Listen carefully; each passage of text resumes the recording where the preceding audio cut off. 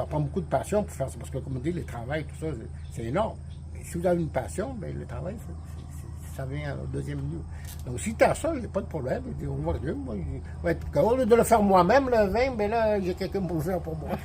Ben déjà, on travaille avec des vignes hybrides. Fait que c'est des vignes qui ont été conçues vraiment pour s'adapter au climat du Québec. Ils ont été conçues aux États-Unis, au Minnesota, mais qui ont un climat vraiment similaire au nôtre. Fait qu'on a une belle saison déjà en partant pour faire mûrir le raisin. On n'a pas de problème là-dessus. Le défi, c'est plus au niveau de l'hiver, de passer l'hiver, mais en ayant des vignes hybrides qui sont adaptées à moins 30 degrés là, sans problème.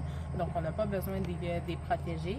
Fait que c'est en travaillant avec des vignes qui sont adaptées à notre terroir là, on peut mieux travailler les vignes ici. Dans la bouteille, c'est 100% québécois. Qu'est-ce qu'il y a dans la bouteille? Là. La bouteille est québécoise, mais quand on demande si je le mettrais à l'aveuglette, d'où ça vient, il va dire l'Italie, l'Espagne, la France.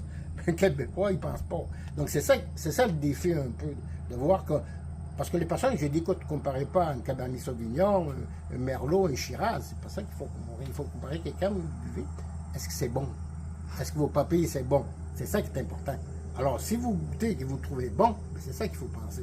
C'est comme ça qu'il faut regarder un peu. Il ne faut pas dire, hey, c'est une Québécois, mais il ne comprend pas grand-chose. Donc, vu qu'il a changé la bouteille, il va dire qu'il est bon. 2024, là, on va avoir une belle production, une bonne quantité de raisins, une belle qualité. Fait que je pense que depuis qu'on a parti le vignoble en 2009, je pense que c'est la plus belle saison avec le plus d'ensoleillement, plus de chaleur accumulée. Donc, c'est certain là, que 2024 va être un très bon millésime là, pour tout vin au Québec. Là. Donc, si il va falloir en profiter. Si vous voulez goûter un vin rouge spécial, millésime, il faut venir en 26 ou 27. Pas l'année prochaine. L'année prochaine, c'est rien que pour le blanc. Il faut venir en 26 ou 27. Là, on va avoir quelque chose de spécial un peu.